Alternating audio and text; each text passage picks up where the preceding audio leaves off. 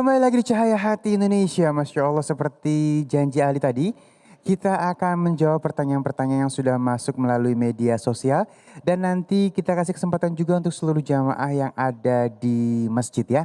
Baik, kita akan masuk untuk pertanyaan-pertanyaan, mohon kesediaannya, guruku yang dimuliakan Allah Subhanahu wa Ta'ala, Profesor Asrorun Niam. Ini ada pertanyaan dari media sosial kita, dari @hanuf34.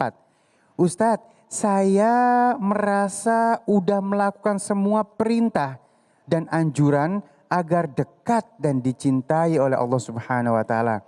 Tapi kenapa ya saya masih saja dikasih musibah, itu kata beliau. Terima kasih. Merasa ya. Iya, Yang paling penting itu merasa banyak dosa. Dengan merasa banyak dosa, kita akan terus meningkatkan kedekatan kita kepada Allah. Kita bertaubat, kemudian kita terus berhati-hati. Tapi kalau merasa hebat, merasa sudah banyak amalnya, merasa sudah tinggi ilmunya, itu tanda-tanda takabur. Justru tanda-tanda menjauh dari Allah Subhanahu wa Ta'ala. Cuma kalau merasanya itu di dalam pikiran, ya Allah, ya Rabb, saya sudah menjalankan seluruh perintah, tapi kok masih ada aja musibah. Nah sekarang penting ditanamkan apa yang disebut sebagai husnudzon billah. Seluruh aktivitas yang kita lakukan, seluruh masalah yang kita hadapi tidak mungkin lepas dari ketetapan Allah Subhanahu wa Ta'ala. Jika kita sudah melakukan hal yang terbaik menurut kita sesuai dengan perintah Allah Subhanahu wa Ta'ala, bisa jadi Allah akan mengangkat derajat kita dengan musibah itu. Karena sama musibahnya di tangan orang yang memiliki kedekatan dengan Allah akan bisa bermakna untuk mengangkat derajatnya. Idza aradallahu ayyarfa'a darajatal abdi ibtalah. Apabila Allah Subhanahu wa Ta'ala hendak mengangkat derajat seseorang, dia diberikan ibtila, diberikan musibah, diberikan ujian. Tapi ujian yang sama di tangan orang enggak bersyukur, dia akan gerutu. Akhirnya itu jadi azab bagi dia. Na'udzubillah. Bisa jadi musibah yang kita terima itu bagian dari cara Allah mengangkat derajat kita. Kita berarti diberikan kekuatan untuk menghadapi musibah itu dan kemudian Allah mengangkat derajat kita. Atau bisa jadi cara Allah memberi ijabah itu ada kalanya dengan langsung cash, apa yang kita minta diberi. Tetapi ada kalanya apa yang kita minta diberikan oleh Allah Subhanahu wa Ta'ala yang lain yang lebih baik untuk kita. Jangan-jangan nih kalau dikasih sehat nih sombong ini. Nah saya kasih sakit aja dah. Dengan sakit dia semakin mendekatkan diri padaku.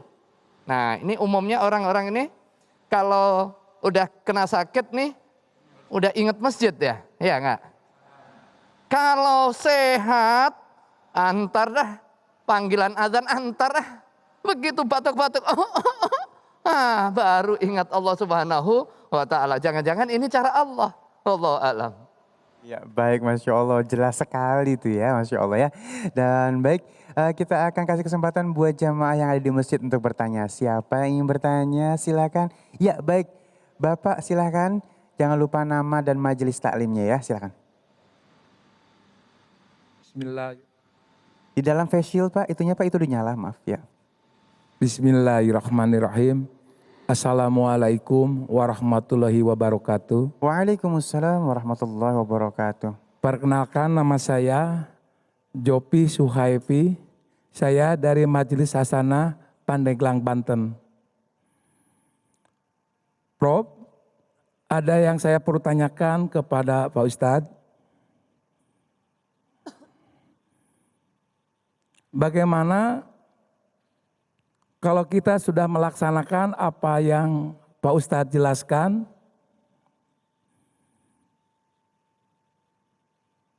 tapi apakah kita akan disayangi dan dicintai oleh Allah Subhanahu wa Ta'ala?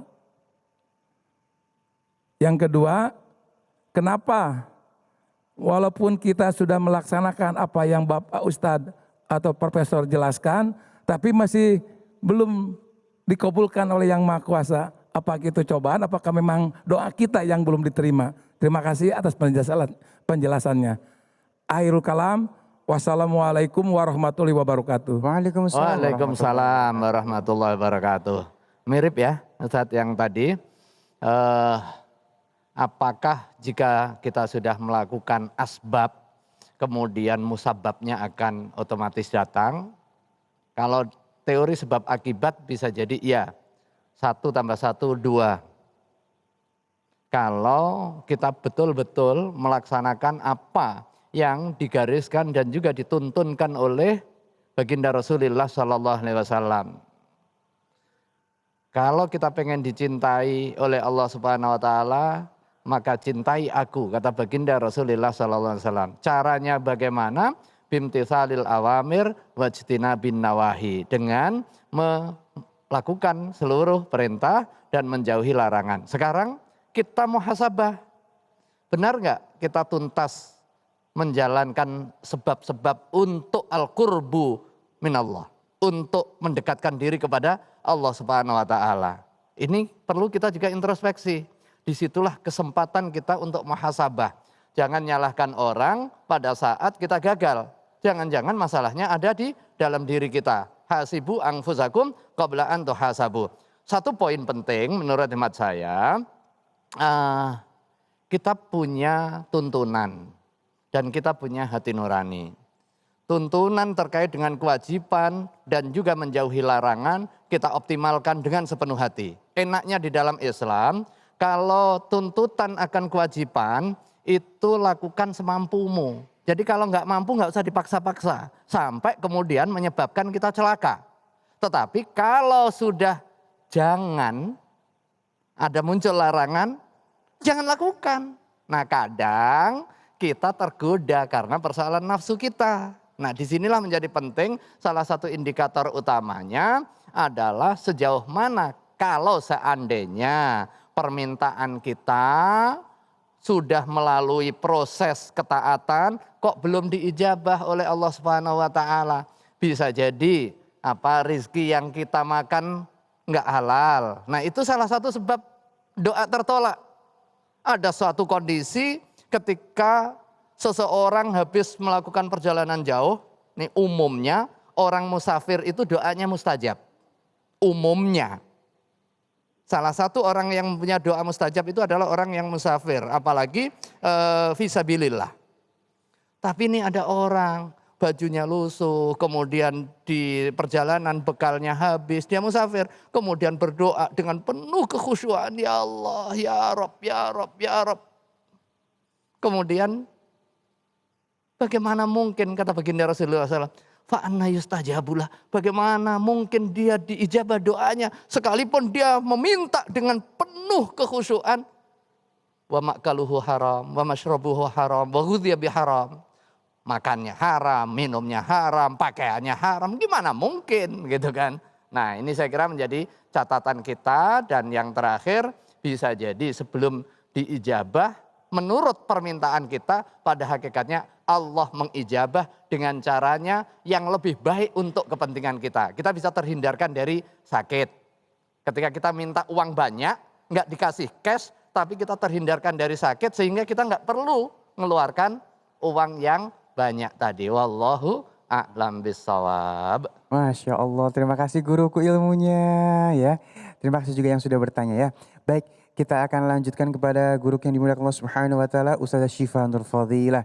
Ini ada pertanyaan dari media sosial kita @savira.ed. Ustazah, kalau dari sisi yang sedang merasa dizolimi atau disombongkan, sebaiknya kita bersikap bagaimana ya? Apakah kita harus melawan jika kita merasa dihina? Masya Allah, tabarakallah, ini pertanyaannya menarik sekali, ibu-ibu sekalian. Kita seringkali menjadi manusia yang ketika itu dalam keadaan dizolimi. Orang kalau sedang dalam keadaan dizolimi, pertama yang pasti ingin dia lakukan adalah balik lagi berbuat zolim. Saya akan balikin, kamu caci maki saya akan caci maki saya lagi. Kamu memfitnah saya akan fitnah kamu lagi. Kamu bohongin saya akan saya bohongin kamu lagi. Jadi pengennya kita ngebales. Padahal ada salah satu kisah yang sangat menarik. Ini diriwayatkan Ibnu Abi Dunya tentang kisah Khalifah Umar bin Abdul Aziz. Yashku ilaihi rajulan zolamahu wa yaku'u fihi. Datang seorang laki-laki kepada Khalifah Umar bin Abdul Aziz. Dia mengatakan bahwa dia sedang dalam keadaan dizolimi. Wa yaku'u fihi, dan dia membalas, dia mencaci maki orang yang menzoliminya. Apa kata Khalifah Umar bin Abdul Aziz? Keadaanmu nanti ketika bertemu Allah dalam keadaan dizolimi itu lebih baik daripada ketika menghadap Allah kita dalam keadaan terzolimi tapi kita membalas kezoliman tersebut. Jadi kalaupun orang menganggap kita hina, ya udah biarin saja. Orang menganggap kita miskin, ya sudah biarin saja. Yang penting saya mah makan cukup. Tiap pagi makannya sambal ati pakai ayam, udah sederhana banget ya Bu ya. Hidup gak usah mewah-mewahan, yang penting pas pengen beli mobil ada duitnya. Pas pengen beli rumah ada duitnya. Pas pengen berangkat haji, umroh ada duitnya gitu ya Ustadz ya. Jadi pas-pasan tapi kita bersyukur kepada Allah. Tidak menghalalkan segala cara. Jadi kalau keadaan kita sedang dizolimi oleh orang lain, hendaknya jangan membalas. Cukup kita doakan, doakannya pun jangan keburukan. Seringkali yang terjadi di masyarakat, apalagi realitanya dalam kehidupan kita sehari-hari, kalau kita dizolimi orang, kita umpat dia, kita doakan yang buruk. Ih, ini orang udah ngambil duit saya, dizolimin saya nih. Saya doain mudah-mudahan nanti di jalan ketabrak mobil. Itu doanya buruk atau tidak? Atau sampai menyumpah mati mudah-mudahan katanya. Ini doanya sudah buruk. Allah sudah tidak suka lagi, dia sudah tidak disebut orang yang terzolimi lagi. Nah memang doa orang yang terzolimi itu diijabah oleh Allah Subhanahu wa ta'ala. Tapi lebih baik, alangkah bagusnya doa yang kita naikkan ke langit itu adalah doa yang baik juga. Jadi kalau kita dizolimi sama suami, sama pasangan, sama tetangga, keluarga, kita bilang ya Allah, mudah-mudahan orang yang menzolimi saya dibukakan pintu hatinya. Kalau kelakuannya buruk dirubah oleh Allah kelakuannya. Kalau memang dia benci sama saya, mudah-mudahan dia nanti jadi cinta kepada saya. Jadi doanya kebaikan. Ini salah satu teladan yang dicontohkan oleh Rasulullah ketika diusir oleh penduduk Taif ketika itu. Apa yang Rasulullah katakan, didatangkan oleh malaikat gunung, wahai Rasulullah, mereka telah berbuat zolim kepadamu, apakah harus gunung ini aku timpakan kepada mereka? Kata Rasulullah, tidak. Tidak. Mereka akan mendapat petunjuk Allah, insya Allah. Jadi seperti itu, doa terbaik harus kita dawamkan dan kita lantunkan kepada orang-orang yang menzolimi kita. Insya Allah kita juga jadi orang yang mulia. Iya baik, Masya Allah. Memang bukan hal yang mudah ya, tapi insya Allah banyak kebaikannya ya dengan apa yang disampaikan oleh guru kita ya. Baik, selanjutnya Alin kasih kesempatan buat yang ada di masjid untuk bertanya. Silahkan tadi, ya dari Umi boleh. Di dalam face shield, oke, namanya jangan lupa ya. Bismillahirrahmanirrahim. Assalamualaikum warahmatullahi wabarakatuh. Waalaikumsalam warahmatullahi wabarakatuh. Saya mau bertanya, kalau misalnya kita posting amal kita gitu, namun buat ngajak yang lain beramal, tapi malah kena hujat.